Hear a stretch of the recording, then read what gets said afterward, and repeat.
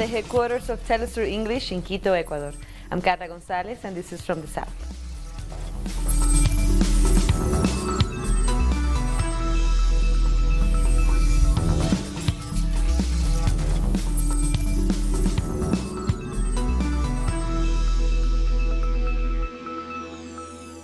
Venezuela's President Nicolás Maduro has proposed that early elections be held for the opposition-led National Assembly. Maduro made the announcement to try to find a way forward working with the opposition. Monday, May 20th, marked 1 year since he was re-elected with nearly 68% of the votes, beating two opposition candidates. Chavistas are also celebrating the resilience of the people amid the financial blockade and seizure of Venezuela's assets. Today I have a proposal on the 20th of May to the opposition. We're going to measure ourselves electorally. We're going to have elections. Let's legitimize the only institution which has been illegitimate during the last 5 years. Let's go to elections. Let's go to early elections for the National Assembly to see who has the support of the people, who has the votes, to see who wins. Cuba has hosted a Solidarity with Venezuela Act at the University of Computer Science. This event featured musical performances and a tribute to Venezuelan former President Hugo Chavez. His brother, Adán Chávez, who serves as Venezuela's ambassador in Cuba, was among the speakers, along with Foreign Minister Jorge Arreaza. The two spoke about the importance of the battles won amid the U.S. blockade. We now share with you, in a very distant phase, the blockade, which we've been hit by. But we, the state, the government, and the revolutionary society, have made great efforts to mount anti-blockade strategies in record time to ensure that things arrive, like medicines, food, inputs for production, for construction. Despite the blockade, these are heroic efforts. We were talking, and we came to the conclusion that it was important to hold this activity, taking advantage of the visit of Foreign Minister Jorge Arreaza to, among other things, commemorate that today it's been 1 year since the re-election of the son of Chavez, the re-election of Nicolas Maduro Moros as President of the Bolivarian Republic of Venezuela. We believe this is a very important date because of the climate we're living in, among other things, as well because the re-election of Comrade Nicolas Maduro was done in adherence to the laws. It was a clean and transparent process, which adhered to the Constitution, elections which were free, universal, and sovereign. Meanwhile, 180 Venezuelans have been repatriated on 2 flights from Peru's capital, Lima, as part of the Return to the Homeland plan organized by the Venezuelan government. 2 days after transnational energy company Repsol refused to supply fuel to 2 planes in order for Venezuelans to return home, the company apologized and complied. The plane has taken off from Lima to Caracas, thanks to a plan organized by the Bolivarian government. We thought we would not be able to return, but thank God everything has gone very well. Why do you want to return to Venezuela? First and foremost, for my children and also for my mother. What were the conditions like in Peru? Well, we worked on the street. There was also a lot of xenophobia. The Venezuelan nationals have had their wish granted. They were able to return to their families, fellow citizens, and dreams, and can join the fight against the illegal blockades imposed against the South American country. They too fell victim to these blockades as they were stranded in Lima without being able to board the flights sent by the government. I was worried because I had already given up the keys to my room and I had nowhere to stay. I was stressed out when I heard that the flight wasn't going to leave. Why are you returning to Venezuela? Because I can live here. I have no family, except for my son, and here the elderly have no protection. The return home means that the Venezuelan nationals can leave the difficulties they experienced behind. For months in Peru, they had no access to health care, they suffered from serious illnesses, xenophobia, and labor exploitation. They take advantage of Venezuelans and their needs, and that's bad. Did that happen to you? Yes, it happened to me. In general, a bricklayer's assistant makes more than I received. I only made $60. This time, justice was served. If these preventative measures, which serve as part of the economic war against Venezuela, had been maintained, these 100 Venezuelans would have had to remain in Peru homeless. Now to Colombia. Former guerrilla leader Jesus Santrich has appeared in a court for a hearing. Santrich faces charges for allegedly participating in trafficking 10 tons of cocaine to the United States in 2017 and 2018 after the peace agreement was signed. The U.S. seeks his extradition on these accusations. Santrich was arrested in Colombia immediately after his release from prison on Friday. He had been freed by the Special Jurisdiction for Peace, tasked with judging crimes committed during Colombia's half-century-long armed conflict. The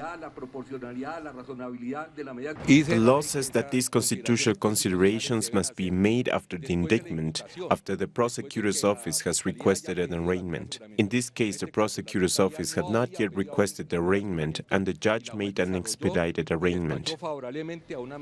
The Special Jurisdiction for Peace says Santrich has not been extradited to the U.S. due to lack of evidence. In an official statement, the court says it does not have enough information to establish when Santrich would have committed the alleged drug trafficking crimes that he's accused of. Authorities have appealed this decision. And the FARC political party has rejected the judicial plot against the former FARC leader. In an official statement, the party also rejected the role of the state in the killings of peace supporters and says it will take urgent actions to guarantee that peace agreements are fulfilled.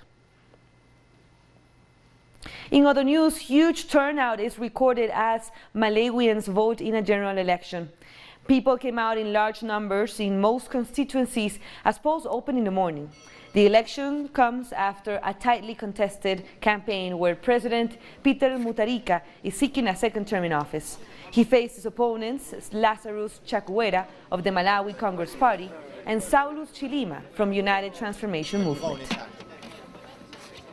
I have voted, and I hope the new government will build many bridges so that our students don't have challenges crossing rivers, and that we will have additional boreholes around Goliati. We also need additional houses for teachers.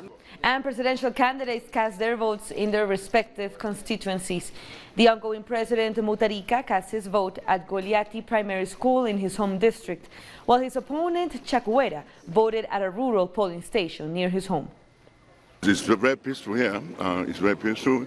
Everyone is quiet. Everyone is serious about it. And we drove through Blantyre, Limbe. It's very peaceful everywhere. So I'm so glad it's going on this way, and I hope it goes on this way until after election and after the results. We have more stories coming up. Don't go away.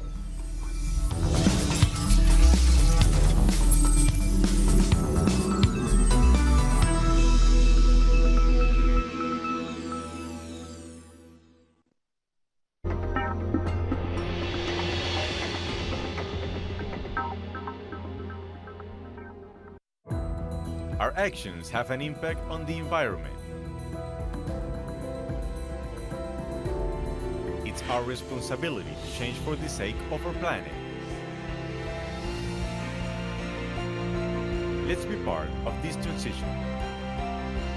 Watch, preserve, and protect your Earth. Green Zone. Wednesdays, only on Telesur.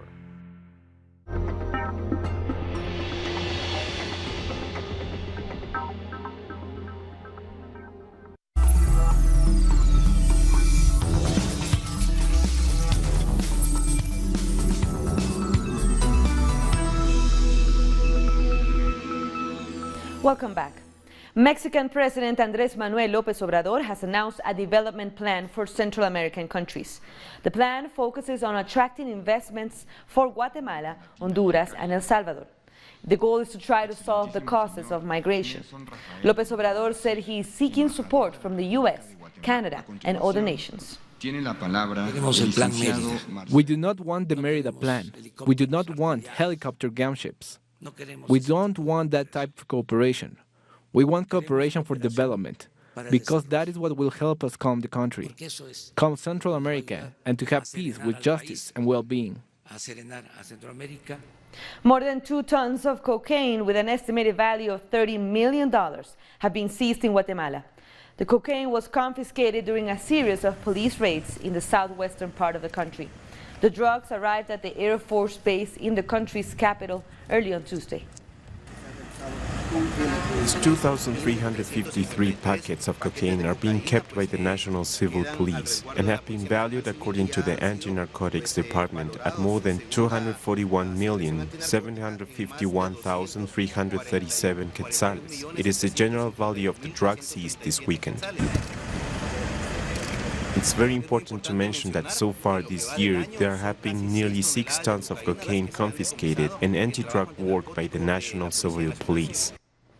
Cuba's Foreign Minister Bruno Rodriguez has met with the Vice Prime Minister of Foreign Affairs of Vietnam, Pham Binh Minh. The aim was to strengthen bilateral relationships among the countries. Rodriguez thanked the Vietnamese minister's visit and praised the fraternal ties that have been maintained between both nations for several years. Rodriguez discussed the legacy of Fidel Castro, who on June 3, 1969 said, quote, "For Vietnam, we are willing to give up even our own blood." Ecuadorian authorities have begun handing over some of the belongings of WikiLeaks founder Julian Assange over to the United States. The material includes legal papers, medical records, and electronic devices. Ecuador's Foreign Minister José Valencia authorized the seizure of Assange's belongings earlier this month. Meanwhile, Assange's lawyer says the move was unprecedented in the history of asylum.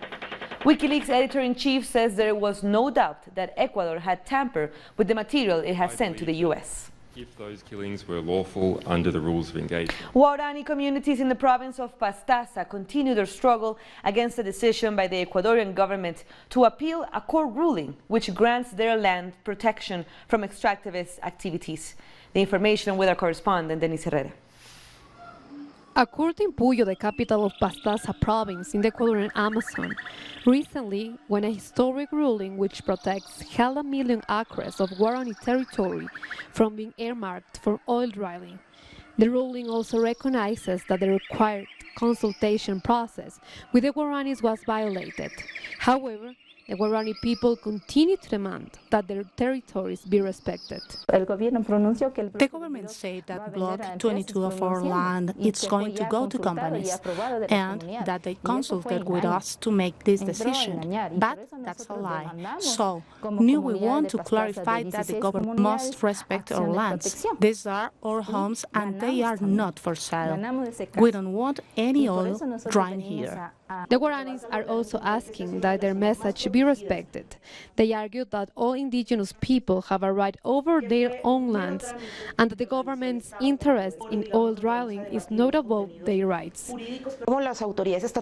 As the authorities plan to appeal, we have also decided to appeal because although we are satisfied with the ruling, we believe that it can be improved and we believe that this will help other indigenous communities affected by the extravagant interest in their lands. Members of the communities along with social organizations gather in Quito to demand respect for their rights. They are asking that the Minister of Energy, Carlos Pérez, respect the Constitution and not to impose the priorities of his ministry on protected lands.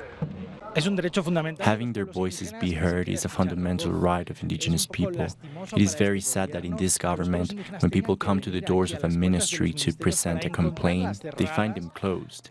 They only want to explain what their fight is about. Despite Ecuadorian justice ruling in favor of the communities, the Minister of Energy has already said that in Ecuador there will be mining no matter what, and it will be done in a responsible manner.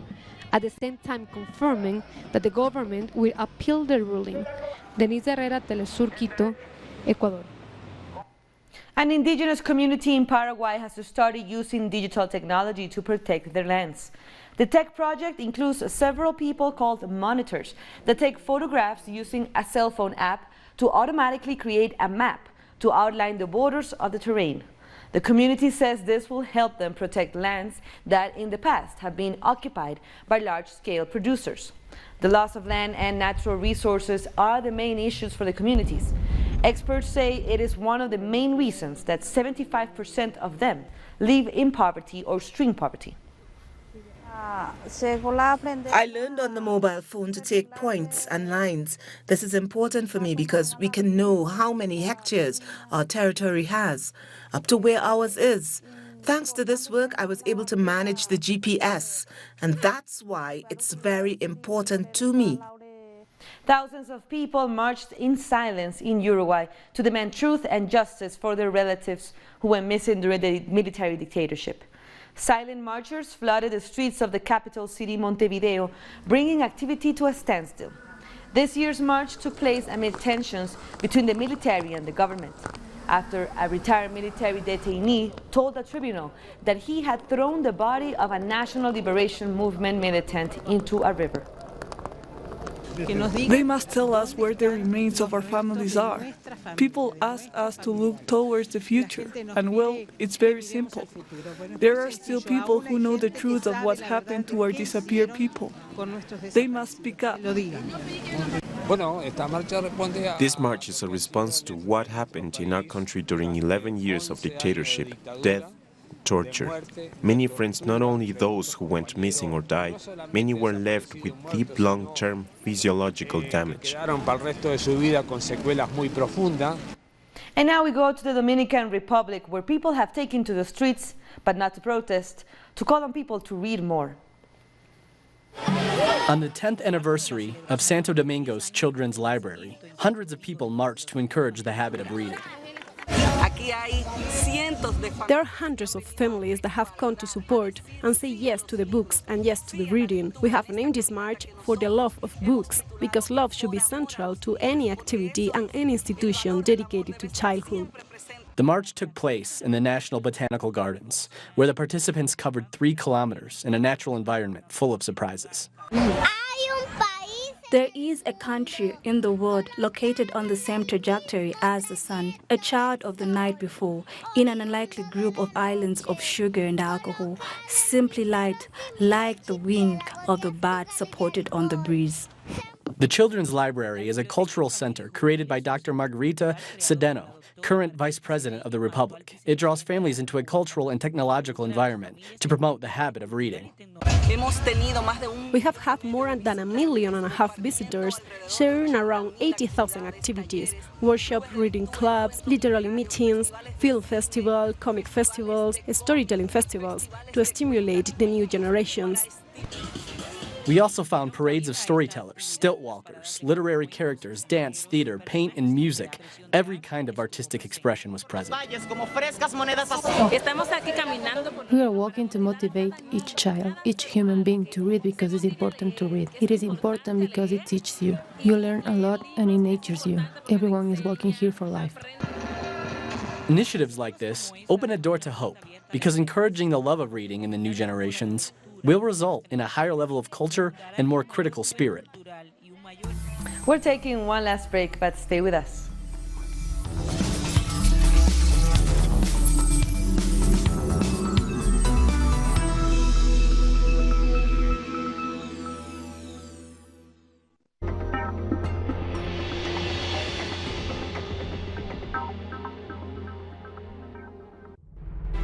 Follow the most important global events through a comprehensive perspective. With a team of journalists in 25 locations around the world to convey our people's reality. From the South. Weekdays. Only on Telesur.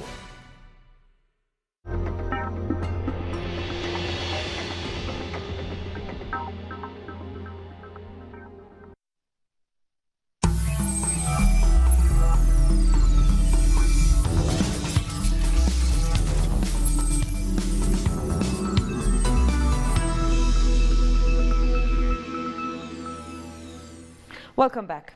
Authorities in Uganda are searching Lake Albert for bodies after a boat capsized with a football team and their fans on board. At least 8 members of the football team and their fans died. Around 15 people are still missing. Police say the boat capsized due to overcrowding. The boat was traveling between 2 fishing villages in the west of the country. It was too big. The boat was small in size. It is a fishing boat. It is not even for the transport. As we were going, the boat was keeping rotating, losing the balance, just going upside down like that.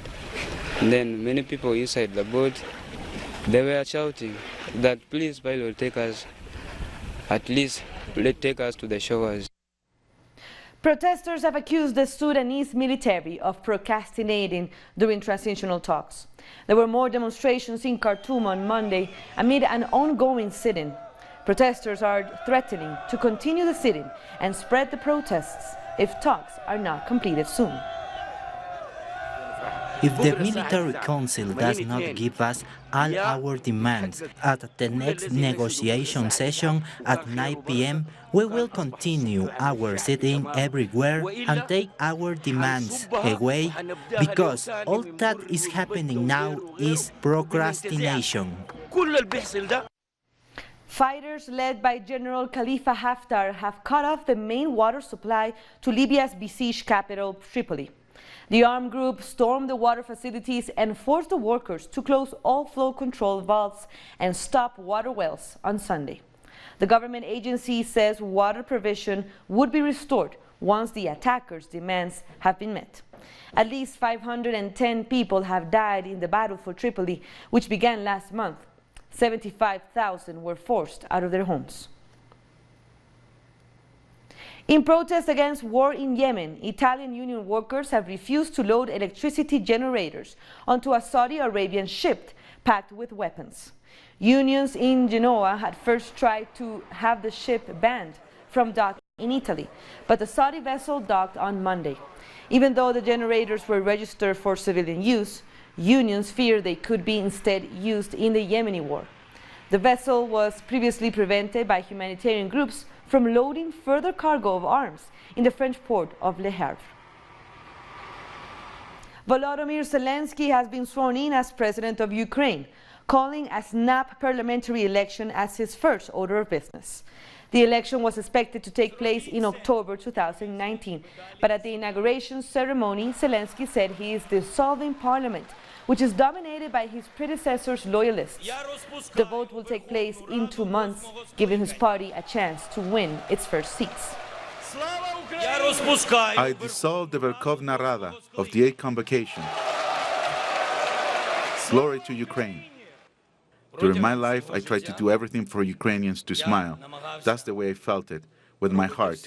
It was not simply my job. Honestly, it was my mission.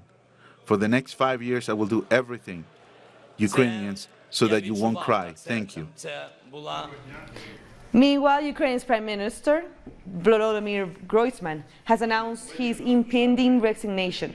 He plans to step down after the next government meeting on Wednesday, as he intends to take part in the parliamentary election. I think you all understand that the government is stepping down in front of the new convocation of the parliament, but not in front of the newly elected president. But at the same time, I made a decision for myself to resign right after a regular government meeting on Wednesday. U.S. President Donald Trump has instructed his former legal advisor not to testify before Congress about the Russia investigation. The Democratic-led House Judiciary Committee has issued a legal order for Donald McGahn to appear on Tuesday. However, McGahn's lawyer said he would respect the president's instruction and not testify. A member of the committee said Trump could face an impeachment inquiry if McGahn does not show up. On Saturday, the 64th edition of the Eurovision Festival was held in Israel, with the participation of guest artists such as Madonna. At the same time, an event called Global Vision was held to oppose the fact that Israel was the headquarters of that show and to show solidarity with the Palestinian people. From the United Kingdom, Pablo Navarrete has the details. Europe, are you ready? This Saturday in Tel Aviv, Israel, the 64th edition of the Eurovision Song Contest took place amidst controversy. Despite calls for a boycott of the event by Palestinian civil society, different European countries sent competitors, and Madonna was reportedly paid $1 million to perform. But another event, Global Vision, was held in parallel to Eurovision, with the aim of denouncing Israel's occupation of Palestinian territories. Taking place in the cities of Bethlehem and Haifa, events also took place in Ireland and London as well. So Global Vision is a way of saying, don't be complicit, don't be part of Eurovision. Here's an opportunity to come, have a good evening, listen to some fantastic music, listen to some artists who are putting principles first, but at the same time make a political point that we will not be complicit with what Israel is doing. From a special studio in London, music was live broadcast on the internet for 4 hours on Saturday night, while Eurovision was airing on TV. And the concert in London was attended by around 500 people and featured Palestinian and British artists. The British musician Brian Eno was a high-profile supporter of Global Vision and responded to the accusations by the Israeli government and others who have denounced what they say is a politicization of a cultural event such as Eurovision. I would rather live in a world where culture wasn't being used as a weapon, but the fact is we are in that world. It is being used as a weapon, and quite consciously by the Israelis, I think. So I think it's quite hypocritical of them to say, oh, don't use culture as a weapon. You know, it's not a coincidence that they're paying artists $1 million for a show. Global Vision's organisers say that more than 40,000 people watched their live stream broadcast on Saturday, with more than 50 artists contributing songs for the project. There was even a Global Vision event in Bethlehem's Aida refugee camp, the most tear gas placed on earth, where 2/3 of residents are under the age of 18. With the success of Global Vision, it has once again been shown how culture plays a role in the resistance to Israel's occupation and its attacks against the Palestinian people. Pablo Navarrete, Telesur, London. With that story, we end our news brief. But remember, you can still find all of our stories on our website, telesurenglish.net. And you can join us on social media. We're on Facebook, Twitter, and Instagram. For Telesur English, I'm Carla Gonzalez. Thank you for watching.